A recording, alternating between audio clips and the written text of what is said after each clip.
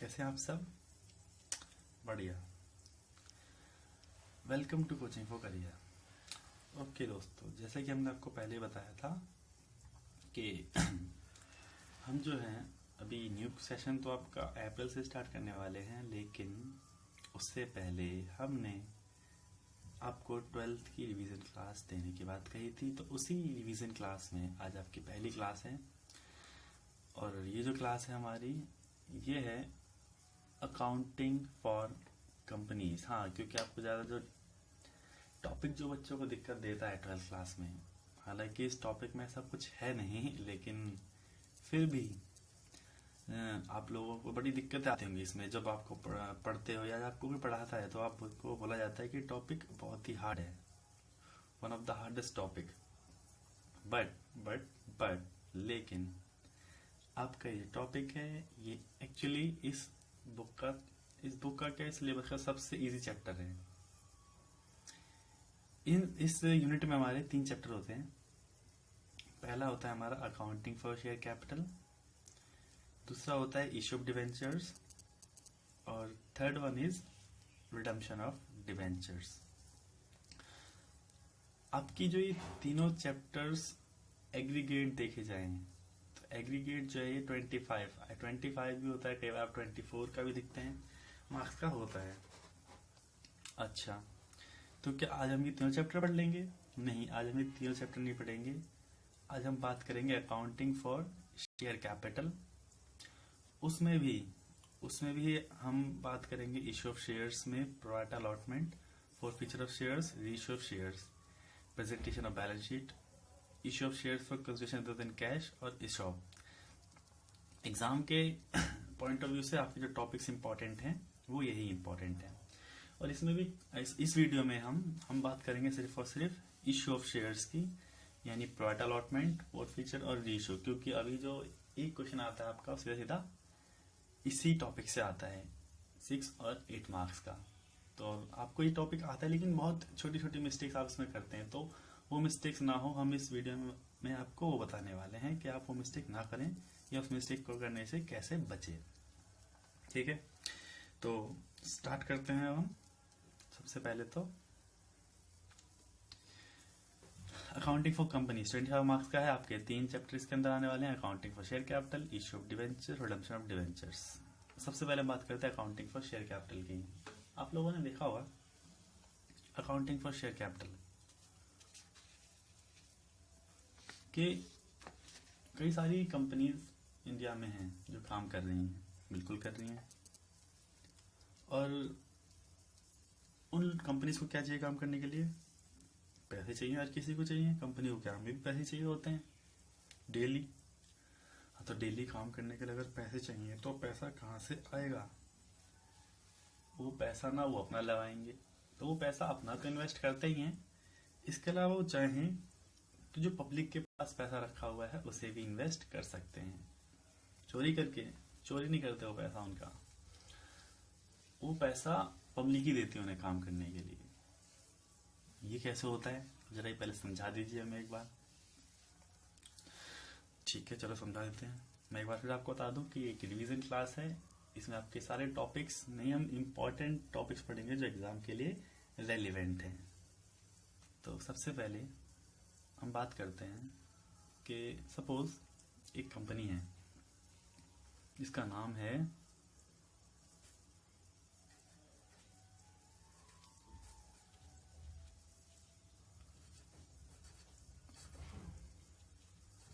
Reliable limited.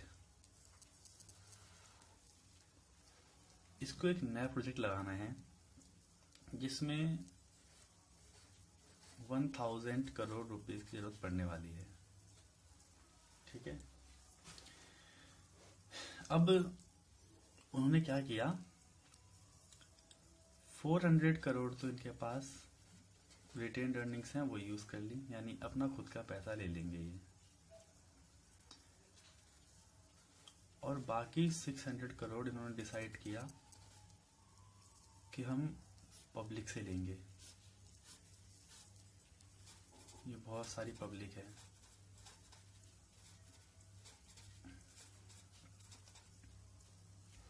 India में बहुत सारे लोग हैं, इस सीट पे तो पूरे आने वाले भी नहीं हैं, और भगवान की दुआ से हम दिन पर दिन और बढ़ते ही जा रहे हैं। ठीक है। अच्छा, तो ये कंपनी का मालिक गया, पहले पर्सन से बोलता है भाई मुझे 600 करोड़ रुपए दे दो।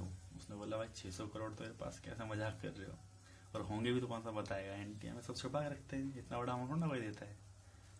चलो जी, फिर अब दूसरे के पास गए कि 600 करोड़ मना कर दिया। 600 करोड़ बोलता है मेरे पास 10,000 है, मेरे पास 20,000 है, मेरे पास 10 लाख है, मेरे पास 50 लाख है, मेरे पास 1 करोड़ है।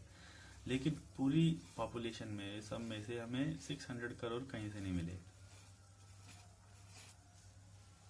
सबके पास होके आ गए हम, अब क्या करें। थके हारे घर पे बैठे थे हम, तभी हमने सोचा कि चलो एक इंसान पे 600 करोड़ नहीं थे, लेकिन उसके पास 10,000, 20,000, 10 लाख, 1 लाख, किसी ना किसी कुछ ना कुछ अमाउंट था, तो क्यों ना हम वही अमाउंट ले लें। लेकिन फिर हमें करना क्या पड़ेगा। अब ऐसा तो है नहीं कि हम एक 600 करोड़ का दे के आ जाए शेयर 10,000 में या 10 लाख में या 10 करोड़ में। तो हमने इसका एक सोल्यूशन निकाला। हमने क्या करा, अपनी कैपिटल के भी टुकड़े कर दिए। टुकड़े कर दिए मतलब हमने इसके 60 करोड़ टुकड़े कर दिए हिस्से। ठीक है। तो एक टुकड़े की कीमत जो आई वो आई ₹10। अब जिसके पास 10,000 तो छोड़ो, 10,000 का जिसके पास 10 रुपीज भी हैं, वो भी हमारी कंपनी में अपना हिस्सा खरीद सकता है। मतलब अब एक हिस्से की कीमत 10 रुपए, और ऐसे 60 करोड़ हिस्से। अब इन सब लोगों को मिला के क्या ये 60 करोड़ का जो शेयर्स हैं, इसको हम शेयर टुकड़े बोले हैं, शेयर बोले इसको, हम शेयर हमने कर दिया इसका। क्या ये बेचना मुश्किल है, क्या ये इशू करना मुश्किल है? बिल्कुल मुश्किल नहीं है, हम तो इससे ज्यादा बेच सकते हैं। भगवान की दुआ से कितने, हम 125 करोड़ हैं, उसमें से क्या उन लोगों को हम 60 करोड़ शेयर नहीं बेच सकते? बिल्कुल बेच सकते हैं। तो 60 करोड़ आपके शेयर पब्लिक में इशू आपने कर दिए, और 10 रुपीज का आपका एक शेयर है। अब बेसिकली पब्लिक भी इन्वेस्ट करने से पहले वो सोचती है, एक प्रोसेस होता है इसका, है ना। अगर आप पैसा मंगाना पब्लिक से मंगा जाओ तो इसके 2 मेथड होते हैं। पहली चीज होती है इन लमसम। लमसम का मतलब होता है कि सारे के सारे पैसे इकट्ठे मंगा लिए जाएंगे, पूरे के पूरे 10 रुपीज एक साथ ही ले आओ भाई, तो वो हमारा होता है लमसम। आमतौर पे एग्जाम में हमें ये केस देखने को नहीं मिलता। एग्जाम में जो आप केस देखोगे वो होता है इन इंस्टॉलमेंट्स।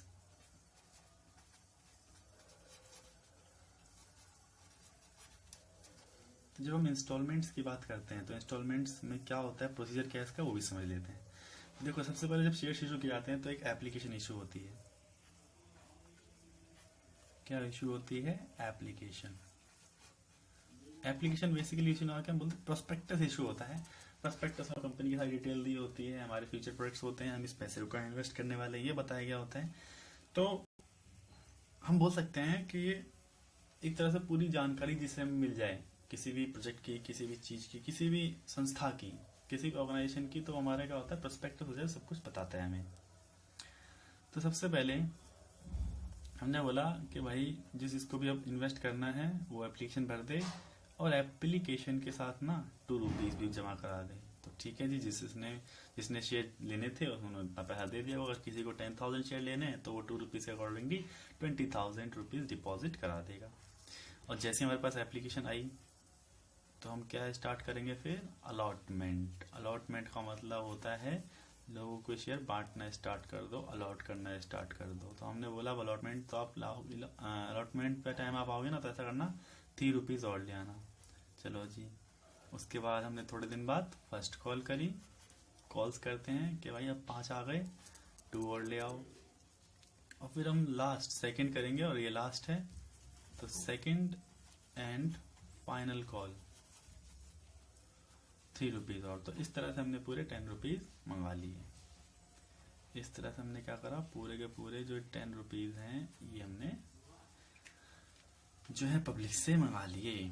ओके, तो क्या ये सबकी सब एक ही डेट के होते हैं? नहीं, ये आपकी डेट्स होती हैं, डिफरेंट होती हैं। सबसे पहले आप एप्लीकेशन मंगाओगे पब्लिक से, उसके बाद जब मिनिमम सब्सक्रिप्शन पूरा हो जाए तो आप शेयर्स अलॉट कर सकते हो। अब ये मिनिमम सब्सक्रिप्शन नई चीज़ क्या आ गई, इसके बारे में बताए तो अच्छा होता, इसके बारे में हम बात करेंगे। आप शेयर्स तभी अलॉट कर सकते हो जब आपका मिनिमम सब्सक्रिप्शन की कंप्लायंस पूरी हो जाए।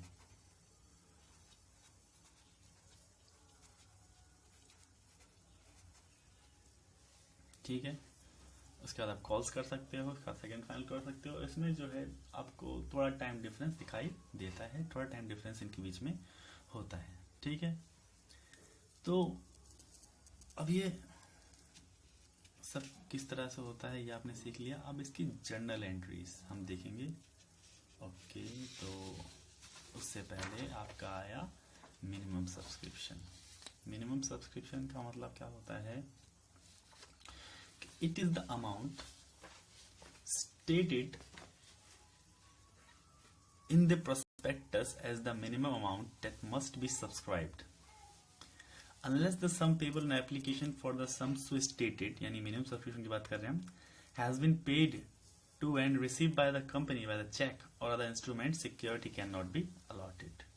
आपको देखा होगा कि आपको 90% बताया जाता है, नॉर्मल 90% कहीं कंपनी एक्ट में नहीं लिखा है, लेकिन हम कंपनी एक्ट में क्या लिखा है, कंपनी एक्ट में लिखा है कि it is the amount stated in the prospectus. जो आपने प्रोस्पेक्टस में बताया है ना कि हमें इतना मिनिमम अमाउंट चाहिए ही चाहिए, ये वो अमाउंट है। जैसे आप लोगों को कभी कोई ड्रेस लेनी है तो आप घर से बोलते हो मुझे 5000 रुपीज चाहिए, तो अब ड्रेस 5000 की है, घर वालों ने बोला भाई अब 4500 मिल जाए तो भी काम चल जाएगा। लेकिन अगर आपको कोई 5000 की ड्रेस खरीदने के लिए सिर्फ 1000 दे देगा, हमारे पेरेंट्स करते हैं ऐसा, ले भाई 1000 रुपये ले और जा लिया जाके, तो क्या हम 1000 रुपीज में वो 5000 रुपीज का ड्रेस ले सकते हैं? नहीं ले सकते। हमने बोला ऐसा करो इसे भी रख ही लो। मतलब यहाँ भी ऐसा ही होता है, अगर आपकी एप्लीकेशन जो है वो 90% शेयर्स पे नहीं आ पाती, आपके 90% शेयर सब्सक्राइब नहीं हो पाते, तो जो आपके पास एप्लीकेशन का पैसा भी आया है ना, जो आपके पास एप्लीकेशन आई थी, वो एप्लीकेशन का पैसा भी क्या करना पड़ जाएगा, आपको रिफंड करना पड़ जाएगा। यानी जो दिख रहा था ना मैं एप्लीकेशन 2 रुपये मिली थी, ये 2 रुपये की एप्लीकेशन भी आपको रिफंड करनी पड़ जाएगी अगर आपकी मिनिमम सब्सक्रिप्शन नहीं होती और आप तब तक शेयर अलॉट नहीं कर सकते। ठीक है, क्लियर है ये बात। तो मिनिमम सब्सक्रिप्शन से आगे बढ़ते हुए हम आगे बढ़ते हैं accounting treatment of issue of shares. तो शेयर्स को इशू कर सकते हैं हम, शेयर्स कैश में भी इशू होते हैं और shares for consideration other than cash में भी इशू होते हैं। अच्छा, और वो इशू होते हैं जब, तो टर्म्स होते हैं उसके, क्या पार पे इशू होगा, प्रीमियम पे इशू होगा और डिस्काउंट पे इशू होगा। पार का मतलब कि जब face value invoice issue price के इक्वल हो। जैसे अगर आपका शेयर है 10 रुपीज का, जो हमने एज्यूम किया, और उसे आप 10 रुपीज में ही इशू करो, तो हमारा फेस वैल्यू और हमारा इशू प्राइस 10 रुपीज का आप 10 रुपये में इशू कर रहे हो, तो ये हमारा फेस वैल्यू पे इशू हो रहा है, इसे बोलते हैं एट पार। अगर आपकी 10 रुपीज की फेस वैल्यू वाला इक्विटी शेयर या प्रेफरेंस शेयर या इशू कर रहे हो आप 12 रुपीज पे, तो बोलेंगे आप कि ये प्रीमियम पे इशू हुआ है। प्रीमियम पे इशू कैसे होता है, जब आपका जो फेस वैल्यू है वो 10 रुपीज है और आप उसे इशू कर रहे हो higher than the face value, तो ये आपका कहलाता है एट प्रीमियम। ठीक है, इसमें 2 रुपीज का प्रीमियम है, आपको 2 रुपये ज्यादा मिल जाएंगे इसमें। Okay, third case is discount. Discount मतलब होता है कि 10 रुपये का आपका जो शेयर है आप उसे 8-7 में इशू करो। ऐसा आमतौर पे प्रोहिबिटेड है, प्रोहिबिशन लगी हुई है, आप नॉर्मल शेयर्स जो हैं वो इशू नॉर्मल पब्लिक में नहीं कर सकते डिस्काउंट पे। लेकिन क्या ये इशू होते ही नहीं है? इशू तो होते हैं, लेकिन सिर्फ और सिर्फ किस केस में, in case of sweat equity shares. Discount हमारा जो होता है in case of sweat equity shares.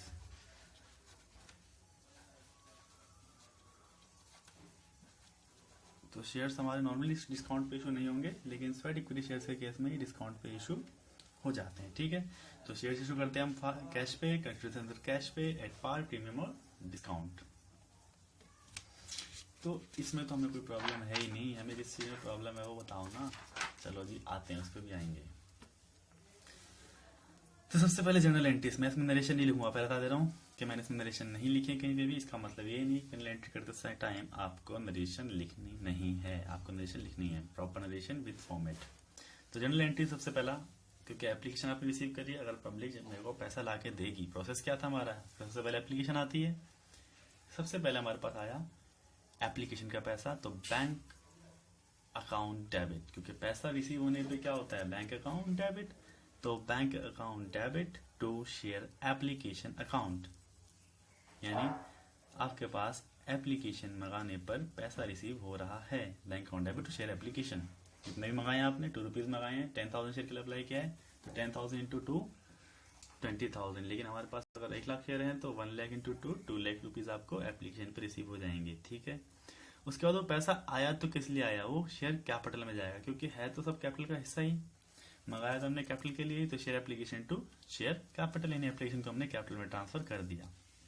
उसके बाद फिर हम करते हैं अलॉटमेंट ड्यू, फिर होती है allotment due, share allotment account debit to share capital account, bank account debit to share allotment, यानी पहले हमने ड्यू करी, फिर हमने अलॉटमेंट रिसीव कर ली, फिर हमारी फर्स्ट कॉल ड्यू होगी, फिर हम उसे भी रिसीव करते हैं, फिर हमारी सेकंड कॉल ड्यू होगी, फिर हम उसको भी रिसीव करते हैं। ठीक है, तो ये एंट्रीज हमें आती हैं, ये हमने डिस्कस कर ली। नरेशन मैंने नहीं लिखी, इसका मतलब बिल्कुल ये नहीं है कि आप नरेशन एग्जाम में लिख के नहीं आओगे, इन प्रॉपर फॉर्मेट में आपका क्वेश्चन होना चाहिए।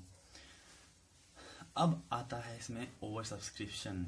हाँ, तो अब आई ना काम की चीज, क्योंकि एग्जाम में जब आपका क्वेश्चन आएगा वो ओवर सब्सक्रिप्शन से होगा, और सबसे ज्यादा जो हमें परेशानी आती है ना वो ओवर सब्सक्रिप्शन में ही आती है। अब क्यों ना एक भ्रम में डाल दिया गया है कि बहुत ही मुश्किल चैप्टर, लेकिन मुश्किल नहीं है ये। आपने अब तक पढ़ा, कुछ मुश्किल लगा नहीं, तो आगे भी नहीं लगेगा, चिंता ना करें। तो when the number of shares applied for is more than the number of shares offered for subscription, then the shares are said to be oversubscribed। अच्छा जी, तो इसका मतलब क्या है कि जब आप शेयर्स को पब्लिक में दे रहे हो, ठीक है, अप्लाई पब्लिक करेगी उसके लिए, तो मैंने दिए हैं सपोज 1 लाख शेयर्स और पब्लिक ने अप्लाई कर दिया 130 के लिए, तो हम क्या बोलते हैं उसको, ये तो ओवर सब्सक्राइब हो गया। मैं खुश हूं, मैं खुश क्यों हूं, क्योंकि मेरे पास ना पब्लिक ज्यादा लेने के लिए आ गई। अगर कम आती तो शायद मिनिमम सब्सक्रिप्शन का कंप्लायंस पूरा नहीं होता, मुझे पैसे रिफंड करने पड़ते। तो मैं खुशी खुशी में क्या अब इन्हें सारे 130 दे दूं, मेरे पास जबकि 1 लाख शेयर हैं? नहीं, मैं दे ही नहीं सकता, कि मेरे पास सिर्फ 1 ही लाख शेयर देने के लिए हैं। तो जो आपके पास 1 लाख शेयर हैं, आप उन्हें डिस्ट्रीब्यूट कर सकते हो पब्लिक के बीच में, वही अलॉट कर सकते हो। तो अब क्या करें, तो हम पहले इसके बारे में पढ़ते हैं, फिर बताते हैं कि when the number of shares applied for is more than the number of shares offered for subscription, then the shares are said to be oversubscribed. Allotment of shares cannot be made to all the applicants in full, so following 3 alternatives are available। अब full में तो allotment कर नहीं सकते, तो हमारे पास 3 alternative available है, 3 alternatives are available। First one is rejection of application, second one is partial allotment, and third one is combination of above two. मतलब हम चाहें तो सपोज एग्जाम्पल के थ्रू समझते हैं कि पब्लिक ने अप्लाई किया 1,30,000 शेयर्स के लिए, हमने देने के लिए हमारे पास कितने हैं, सिर्फ 80,000 शेयर्स। तो मैं 130 वालों को 80 नहीं दे के क्या करूंगा, मैं बोलूंगा एक ग्रुप बनाऊंगा, लो भाई आ जाओ इधर, 80 वाले एक साथ आ जाओ, आप कितने ले जाओ, 80 शेयर्स। अच्छा, तो बाकी कितने बच गए, 50,000। आई एम सो सॉरी, आपको हम कुछ भी नहीं दे सकते, नील। इसलिए इसको बोलते हैं हम क्या, रिजेक्शन ऑफ एप्लीकेशन। आप एक ग्रुप को तो फुल्ली अप्लाई कर रहे हो, जो फुल्ली अप्लाई अलॉट कर रहे हो, और इसके अलावा आपने 50,000 शेयर होल्डर्स को कुछ भी नहीं, 50,000 शेयर एप्लीकेंट्स को, अभी होल्डर कहाँ बने, अभी तो एप्लीकेंट ही थे, उन्हें हमने कुछ भी नहीं दिया। ठीक है जी। तो इस मेथड में तो ना लोग बड़े परेशान हो जाएंगे कि हमें तो कुछ भी नहीं मिला। तो इसलिए हम हालांकि लेटर्स ऑफ रिग्रेट सेंड करते हैं उन्हें, क्षमा याचना पत्र हिंदी में कहते हैं इसको, क्षमा याचना पत्र, लेकिन फिर भी हमने एक ऐसा तरीका निकाला कि यार कोई ना जाए ना हमारे पास से, तो हम कुछ ना कुछ हिस्सा सबको दे ही दें। तो उसके लिए हमने क्या करा, सेकंड मेथड निकाला, पार्शियल अलॉटमेंट, जिसको आप प्रोराटा अलॉटमेंट के नाम से भी जानते हैं। प्रोराटा अलॉटमेंट या पार्शियल अलॉटमेंट। ओके, इसमें क्या होता है, इसमें आपने देखा होगा कि हम ना किसी को वापस नहीं भेजते, हम सबको कुछ ना कुछ दे के भेजते हैं।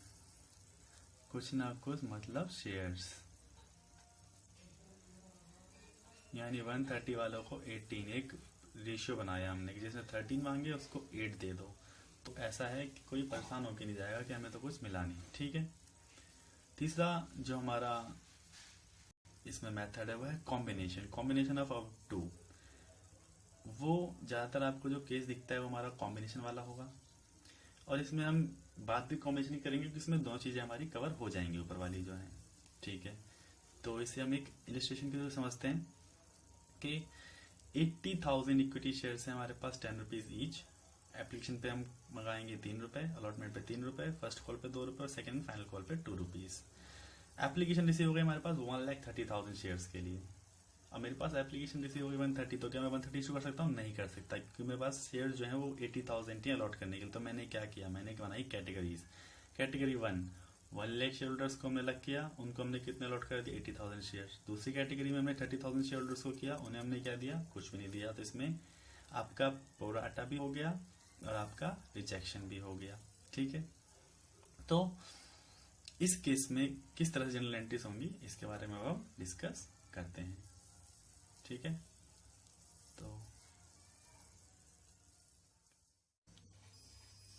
ओके, तो आते हैं इसके सॉल्यूशन पे अब। तो सबसे पहले एप्लीकेशन रिसीव फॉर 130। तो अगर एप्लीकेशन आपको रिसीव हुई है 1,30,000 शेयर्स पर, तो आपका एप्लीकेशन का अमाउंट भी आपको रिसीव हुआ होगा 1,30,000 शेयर्स पर। क्योंकि जो एप्लीकेंट्स हैं वो जब अप्लाई करते हैं तो उसके साथ साथ वो आपको एप्लीकेशन मनी भी भेजते हैं। तो एप्लीकेशन में हमारी एंट्री होगी bank account debit to share application 1,30,000 shares पर 3 रुपीज। तो इसका मतलब हमें रिसीव हुए हैं पूरे के पूरे 3,90,000 रुपीज। ओके।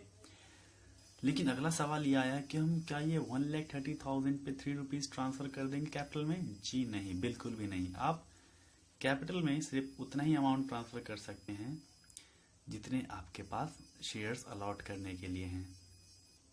तो आपके पास कितने शेयर्स हैं? 80,000। तो 390 एप्लीकेशन का जो हमारा अमाउंट है उसमें से हमने 80,000 शेयर्स पर 3 रुपीज ट्रांसफर कर दिए कहाँ? शेयर कैपिटल में, यानी 80,000 इंटू 3 2,40,000। ओके। अब यहाँ पे आपको दिख रहा है कि 1 लाख शेयर एप्लीकेंट्स को हमने 80,000 शेयर्स अलॉट किए हैं।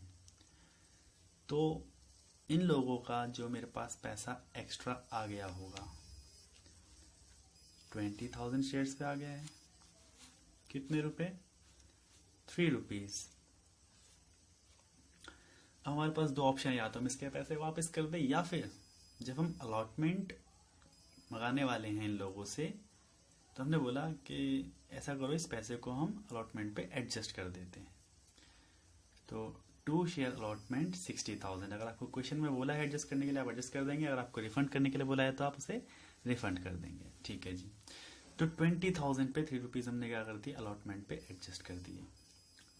उसके बाद 30,000 शेयर के जो एप्लीकेंट्स थे उस कैटेगरी को हमने कुछ भी नहीं दिया है, रिजेक्ट कर दिए उनके। तो उनके पैसे तो हमें क्या करने पड़ जाएंगे? वापस करने पड़ जाएंगे, उनका पैसा हमें रिफंड करना पड़ जाएगा। तो 30,000 शेयर्स पे 3 रुपीज हम क्या कर देंगे? रिफंड कर देंगे 90,000। तो इस तरह से हमारा टोटल भी जो हुआ 3,90,000 हमारा हो गया।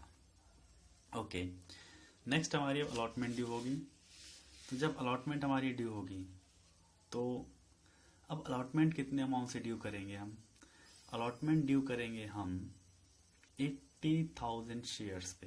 यस, आप जब 80,000 शेयर्स अलॉट कर रहे हैं तो अलॉटमेंट भी आपकी कितने पे ड्यू होगी? 80,000 शेयर्स पे। तो हम यहाँ पर देखेंगे, आप थोड़ा स्क्रीन में आते हुए, 80,000 इक्विटी शेयर्स, 3 रुपीज अलॉटमेंट। तो हमने ड्यू करी शेयर अलॉटमेंट डेबिट 2,40,000, यानी 80,000 शेयर्स पे 3 रुपीज 240, और कैपिटल में हमने ट्रांसफर कर दिया 240। तो share allotment to share capital, share capital credit होती जा रही है। क्यों? क्योंकि वो इंक्रीज होती जा रही है हमारी।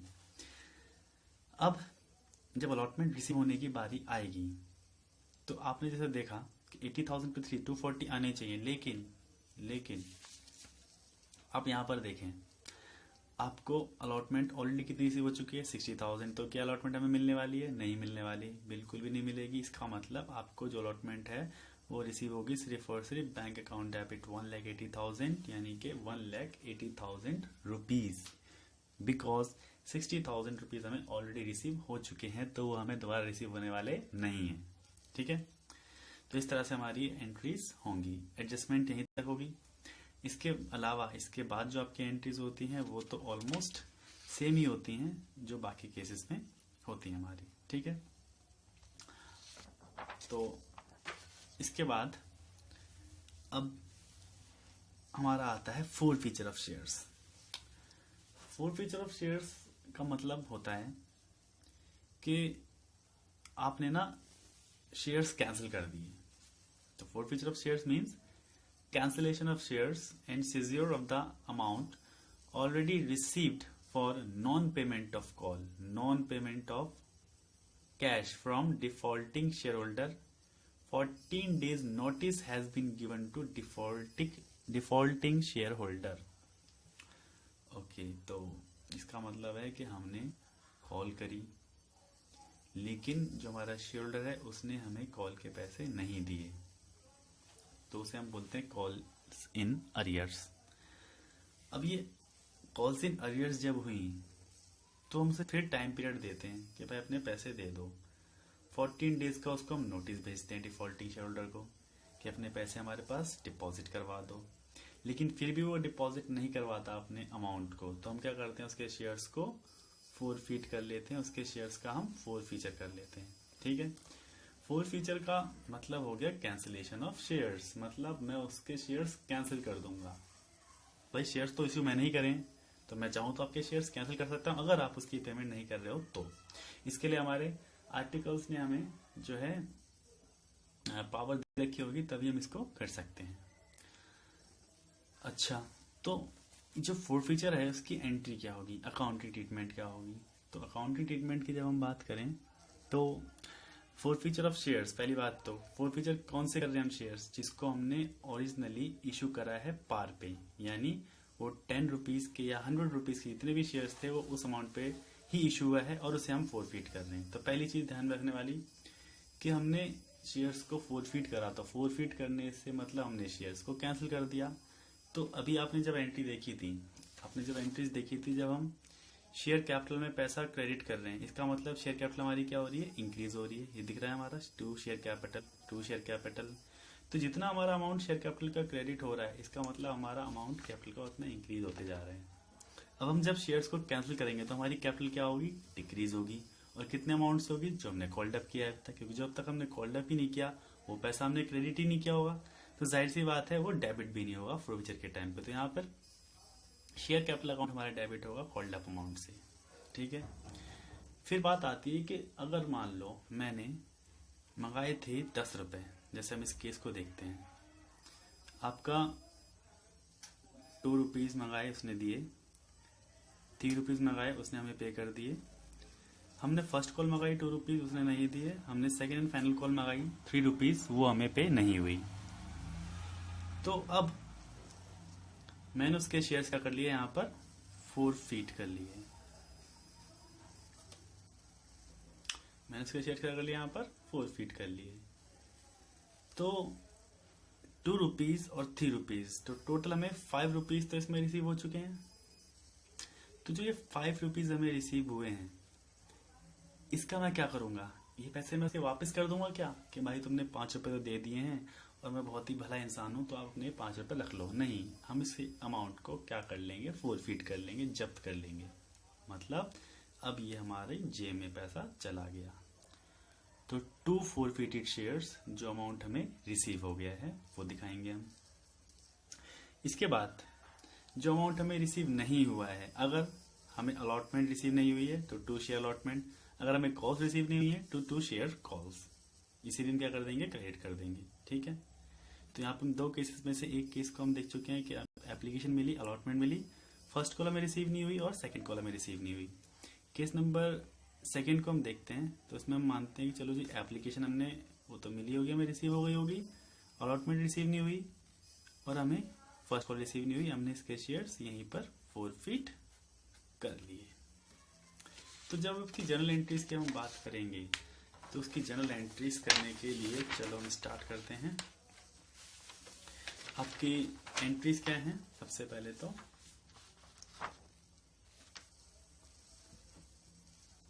Share capital account debit. सबसे पहली केस 1, एंट्रीज क्या थी हमारी, हमारी एंट्रीज थी शेयर कैपिटल अकाउंट डेबिट। किससे डेबिट होना था ये, कॉल्ड अप अमाउंट से। अच्छा, कॉल्ड अप अमाउंट क्या है हमारा, यहाँ पर आपने इस केस में देख सकते हैं हमारा कॉल्ड अप अमाउंट है 2323, यानी पूरा का पूरे 10 रुपीज हम कॉल्ड अप कर चुके हैं। तो 100 शेयर्स पे हम पूरे 10 रुपीज कॉल्ड अप कर चुके हैं ऑलरेडी। चलो इसको हम यहाँ रख लेते हैं तो हमें क्लियरली विजिबल होगा। तो इसको हम कैसे दिखाएंगे, 100 shares called up amount 10 rupees, तो शेयर कैपिटल डेबिट हो गया हमारा 1000। अच्छा जी, उसके बाद 2 फोरफिटेड शेयर्स, तो 2 फोरफिटेड शेयर्स में हम कौन सा अमाउंट दिखाएंगे, जो हमें रिसीव हो चुका है। तो रिसीव में हुए हैं 2 और 3 5 रुपीज, तो 500। कैसे आए 500, 100 शेयर्स पे 5 रुपीज हमें रिसीव हो चुके हैं ऑलरेडी। फिर हमारी आती है शेयर कॉल्स जो हमें रिसीव नहीं हुई हैं, तो उसमें हमारा है share first call,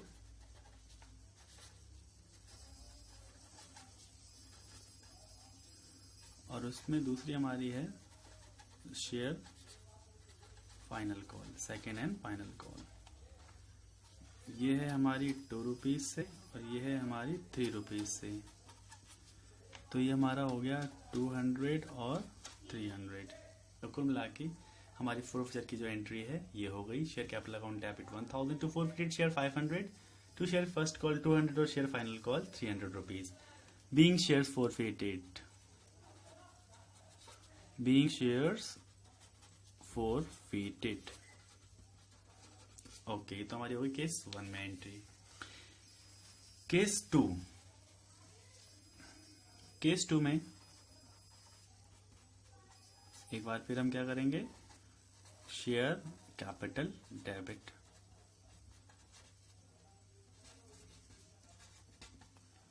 $100 into called up amount. और इस बार ध्यान से, क्योंकि इस बार कॉल्ड अप 2 3 2 7 रुपीज मंगाए हैं, मैंने फाइनल कॉल का वेट नहीं करा है, उसके शेयर यहीं फोरफिट कर लिए, तो इस बार यहाँ पर कॉल्ड अप अमाउंट 700।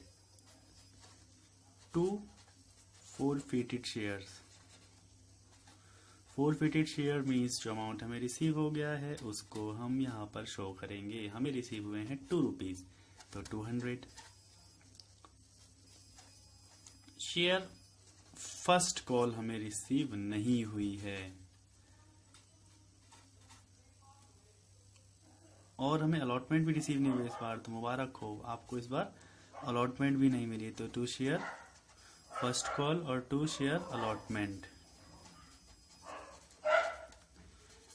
और इतनी रात हो चुकी है कि आपको पीछे हमारे कुछ पशुओं की आवाज आ रही होगी, जिन पशुओं से आप भली भांति परिचित हैं, पर कोई बात नहीं, हम फिर भी जागेंगे और आपके लिए मेहनत करते रहेंगे। तो ये एंट्री हमारी हो गई। Share capital account debit 700 rupees, 2 rupees आपको रिसीव हुए, हमने फोर्थ फीचर में शो कर दिए। फर्स्ट कॉल आपको रिसीव नहीं हुई तो रुपीज 200, और अलॉटमेंट भी इस बार आपको रिसीव नहीं हुई तो 2 शेयर अलॉटमेंट 300, तो ओवरऑल हमारा 700 हो गया। तो ये जनरल एंट्रीज हमारी कब होंगी? जब हमारे शेयर्स इशू हो रहे हैं पार पे। केस 1, केस 2, केस 1 में कॉल्ड अप अमाउंट था हमारा 10 रुपीज पूरा, और केस सेकंड में हमारा जो कॉल्ड अप अमाउंट है वो सिर्फ 7 रुपीज था। उसके अकॉर्डिंग हमने फोर्थ फीचर की एंट्री ये पास कर दी। क्लियर है? ओके, अब आते हैं हम fourth feature of shares originally issued at premium. तो जब कभी भी आपने शेयर्स ओरिजिनली इशू करे हैं प्रीमियम में और अब उसे करेंगे आप फोरफीट, तो जैसा कि हमने भी बताया कि जब भी हम शेयर्स को फोरफीट करते हैं तो हमारा शेयर कैपिटल क्या हो जाता है? डेबिट हो जाता है। कितने अमाउंट से? जो अमाउंट हमने कॉल्ड अप किया है। लेकिन इसमें ध्यान रखना, ये जो अमाउंट आपने कॉल्ड अप किया है वो होना चाहिए एक्सक्लूडिंग प्रीमियम। क्यों? ऐसा क्यों होता है? आपने जब कभी भी प्रीमियम ड्यू करा है तो उसे क्रेडिट करते हैं। प्रीमियम क्रेडिट करने का मतलब उसे इंक्रीज कर रहे हैं, और जब प्रीमियम इंक्रीज हो रहा है, सिक्योरिटी प्रीमियम इंक्रीज हो रहा है, तो वो ट्रांसफर हो रहा है कैपिटल रिजर्व में, हम उसे ट्रांसफर कर रहे हैं। अब जब मैं सिक्योरिटी प्रीमियम को क्रेडिट कर चुका, लेकिन बाद में मुझे पता चला कि मेरे को पैसा रिसीव नहीं होगा। मैं तो प्रीमियम क्रेडिट कर चुका हूँ, लेकिन पैसा मिलेगा क्या? नहीं, पैसा तो मिलेगा ही नहीं। तो जब पैसा ही नहीं मिलने वाला तो क्या सिक्योरिटी प्रीमियम हमारा इंक्रीज होगा? फिर नहीं होगा। तो इसलिए हमने जो अमाउंट हमें रिसीव नहीं होगा, जो हमें रिसीव नहीं होने वाला अमाउंट, उसको हमने क्या कर दिया? यहाँ पे डेबिट कर दिया। ध्यान से, जो प्रीमियम हमें अमाउंट रिसीव नहीं होगा उसे हम डेबिट करेंगे, और अगर वो रिसीव हो गया तो उसको यहाँ मत दिखाना, उसको यहाँ नहीं शो करना, और उसे यहाँ क्या आपको कहीं शो नहीं करना। फोर फीचर की एंट्री में उसे आपको इग्नोर करना है। ठीक है? तो फोरफिटेड शेयर्स जो होगा आपका अमाउंट रिसीव होता है, ये भी क्या होगा? हमारा एक्सक्लूडिंग प्रीमियम होगा। अगर आपको प्रीमियम रिसीव भी हो गया है तो आप उसे फोर फीचर में शो नहीं करेंगे। आपका 2 शेयर अलॉटमेंट, अगर आपको अलॉटमेंट रिसीव नहीं हुई तो ऐसे क्रिएट करेंगे, और ये होना चाहिए इंक्लूडिंग प्रीमियम। तो इसका मतलब अगर प्रीमियम रिसीव नहीं हुआ है तो आप उसे शो कर रहे हो डेबिट में भी और क्रेडिट में भी, और अगर वो रिसीव हो रहा है तो आप उसे क्या कर रहे हो? इग्नोर कर रहे हो। ठीक है? ओके जी। उसके बाद शेयर कॉल्स जो आपकी रिसीव नहीं हो रही, जो भी अमाउंट आपको रिसीव नहीं हो रहा, अगर प्रीमियम उसके साथ भी है तो आप प्रीमियम इंक्लूड करके दिखाएंगे। तो ध्यान रखना है आपको एंट्रीज का। ठीक है? अब इसकी हम देखते हैं प्रैक्टिकल ट्रीटमेंट। ओके, तो प्रैक्टिकल ट्रीटमेंट के लिए हम देखते हैं क्वेश्चन। क्वेश्चन हमारा है कि directors of C4C limited forfeited 200 shares of ₹10 each. Application पे रिसीव होंगे हमें 2 रुपीज़, अलॉटमेंट पे रिसीव होंगे हमें 5 रुपीज़, जिसमें कि 3 रुपीज़ हमारे किसके हैं? शेयर कैपिटल के, और 2 रुपीज़ किसके? हमारे सिक्योरिटी प्रीमियम के।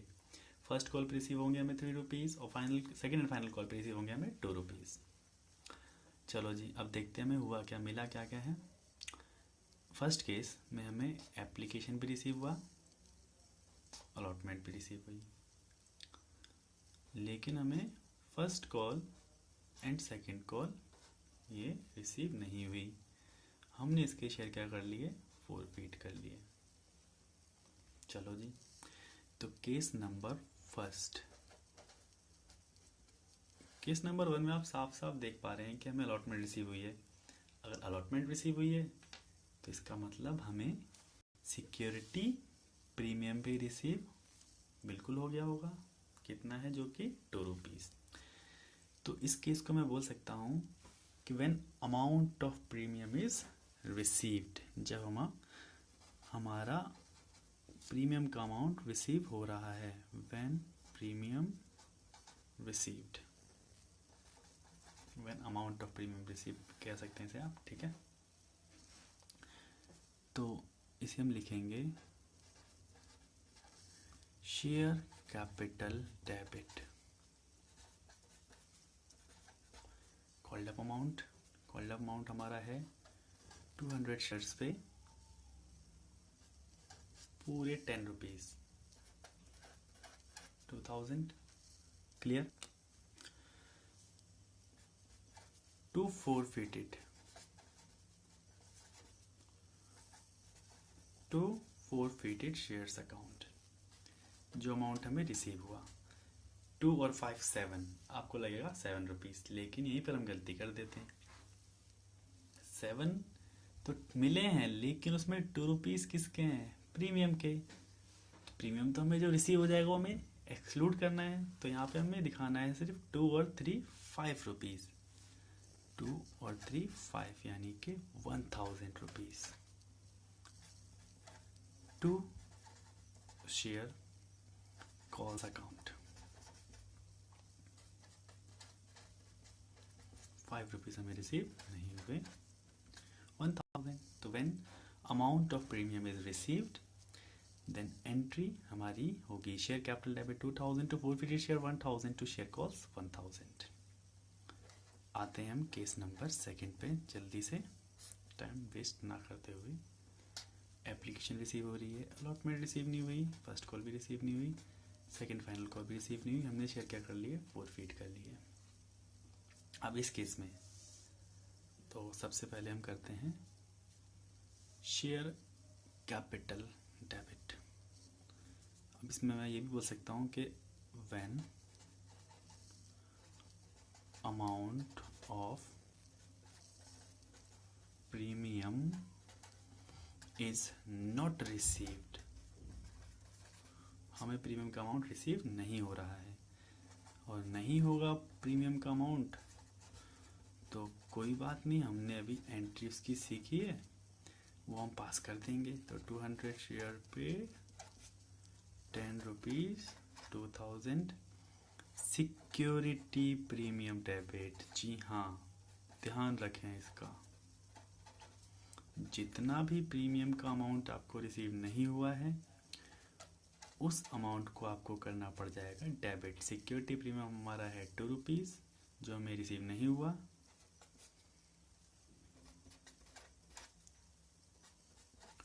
टू forfeited शेयर्स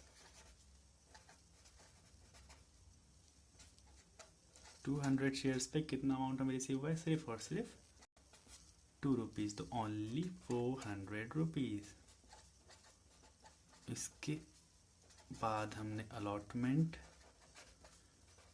ड्यू करी, लेकिन अलॉटमेंट हमें रिसीव नहीं हुई, जो कि कितनी है? 500 इंक्लूडिंग प्रीमियम दिखाना पड़ेगा जब हमें प्रीमियम का अमाउंट रिसीव नहीं हो रहा है।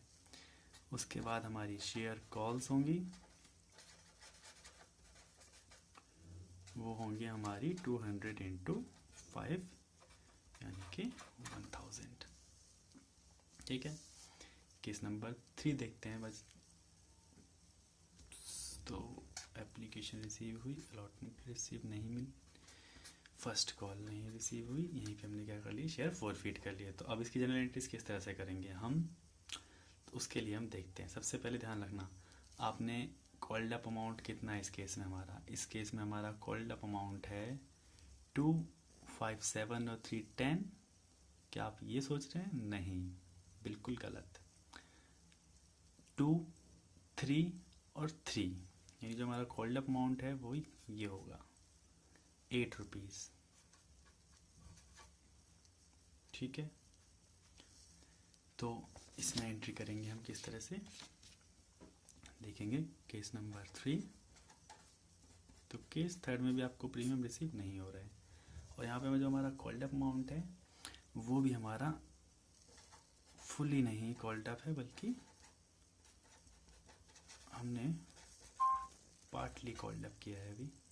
ठीक है, तो शेयर कैपिटल डेबिट 200 शेयर्स पे कितने कॉल्ड अप करे थे? 8। सिक्योरिटी प्रीमियम रिसीव हुआ है क्या? बिल्कुल नहीं मिला, तो सिक्योरिटी प्रीमियम अकाउंट डेबिट।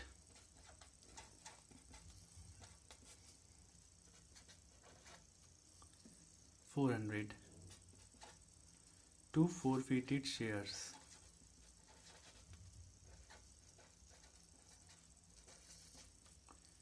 कितना अमाउंट रिसीव हुआ? अगेन 200 शेयर्स पे 2 rupees, to share allotment including premium.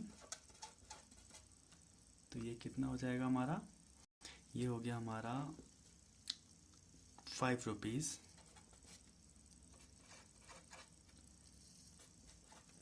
To share first call account 200 into 3 600। ठीक है, तो ये टोटल करके हमारा पूरा हो गया 14 और 6 2000 और 16 और 4 2000। क्लियर है तीनों केसेस हमारे। तो जब भी हमें प्रीमियम रिसीव नहीं होगा तो हम उसको क्या करेंगे, डेबिट करेंगे। ये 2 केसेस में हमने ये देखा। तो नेक्स्ट टॉपिक अब इसके बाद हमारा आता है री इशू ऑफ शेयर्स। री इशू ऑफ शेयर्स, हमने शेयर्स इशू करे, फिर हमारी कॉल्स इन अरियर्स हुई, यानी डिफ़ॉल्ट हुआ पेमेंट में। उसके बाद हमने शेयर्स को फोरफीट कर लिया। अब शेयर्स के मालिक कौन है, अभी तो हम ही हैं, क्योंकि अभी तो हमारे पास है। तो फिर अब हम उसको क्या करें, रखे रहें अपने पास? नहीं, हम चाहें तो उसे क्या कर सकते हैं, रीइशू कर सकते हैं। रीइशू हमारे जो शेयर्स होते हैं वो होते हैं पार पे, प्रीमियम पे और डिस्काउंट पे। यानी पार, प्रीमियम, डिस्काउंट।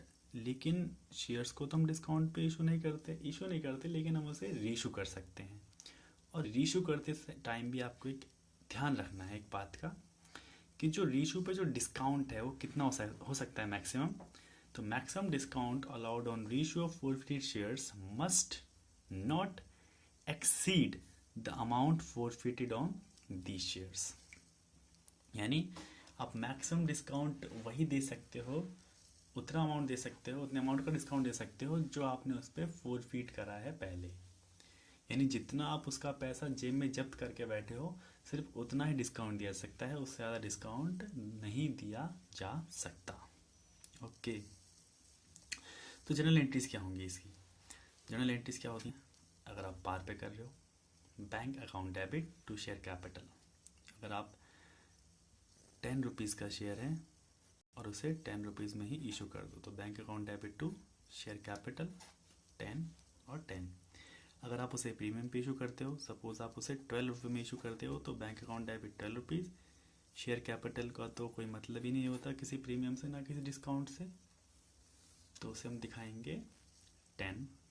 और सिक्योरिटी प्रीमियम में आपका 2 रुपीज़ हो जाएगा। अगर आप उसे डिस्काउंट पे इशू कर रहे हो, सपोज आप उसे 7 रुपीज़ पे इशू कर रहे हो, तो आपका 3 रुपीज़ का लॉस हो गया। शेयर कैपिटल में अगेन 10 आया। तो ये 3 रुपीज़ जो है, यहाँ ध्यान रखना, ये 3 रुपीज़ मैंने डिस्काउंट से नहीं शो करे, ये 3 रुपीज़ मैंने शो करे फोरफिटेड शेयर अकाउंट से। क्यों? क्योंकि हम वही अमाउंट इसमें यूज़ कर सकते हैं जो हमने पहले इस पर क्या करा है, फोरफीट करा है।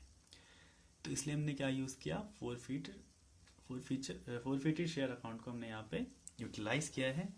और हम जो अमाउंट यूटिलाइज कर लेंगे, उसके बाद जो हमारा फोरफीचर में पैसा बच गया, जो हमारा बैलेंस रह गया फोरफीचर अकाउंट में, तो उसको कहाँ ट्रांसफ़र करते हैं हम, कैपिटल रिजर्व।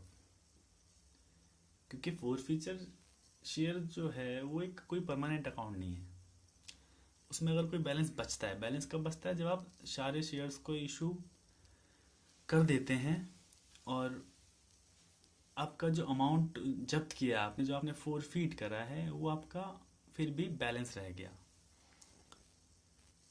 तो फिर हम क्या करेंगे, उस फोरफिटेड वाले बैलेंस को कैपिटल रिजर्व में ट्रांसफ़र कर देंगे। कैपिटल रिजर्व हमारा रिजर्व एंड सरप्लस का पार्ट होता है, और इसको हम वहाँ पे शो करते हैं बैलेंस शीट के अंदर। ठीक है, तो फिलहाल हम रीइशू तक के टॉपिक डिस्कस कर चुके हैं। और नेक्स्ट, ओके, थैंक यू। हाँ जी, तो अब हमारा ये आज की जो क्लास है यहीं पर फिनिश होती है। इस क्लास के जो भी नोट्स हैं ये हम आपको क्या करेंगे, इसकी स्कैन कॉपी हमारा जो ग्रुप है कोचिंग फॉर करियर के नाम से, जिसमें आप लोग ऑलरेडी ज्वाइन हैं, जिसके आप मेंबर हैं, अगर हैं तो अच्छी बात है, नहीं है तो आप इसमें ऐड हो सकते हैं। उसमें हम इसकी फाइल में जाकर आप इसकी स्कैन कॉपी जो हमारी क्लास है उसको ले सकते हैं। आपको सारे के सारे जो नोट्स हैं वहाँ पे मिल जाएंगे। बहुत बहुत धन्यवाद आप लोगों का जो आपने हमें देखा। अब हमारा जो नेक्स्ट टॉपिक होगा, नेक्स्ट जो क्लास होगी, विद इन 3 days में हम इसे कोशिश करेंगे अपलोड कर दें। उसमें हमारे टॉपिक जो कवर होंगे वो होंगे प्रेजेंटेशन ऑफ बैलेंस शीट और issue of shares for consideration other than cash. तो बस अभी के लिए इतना ही। जय हिंद।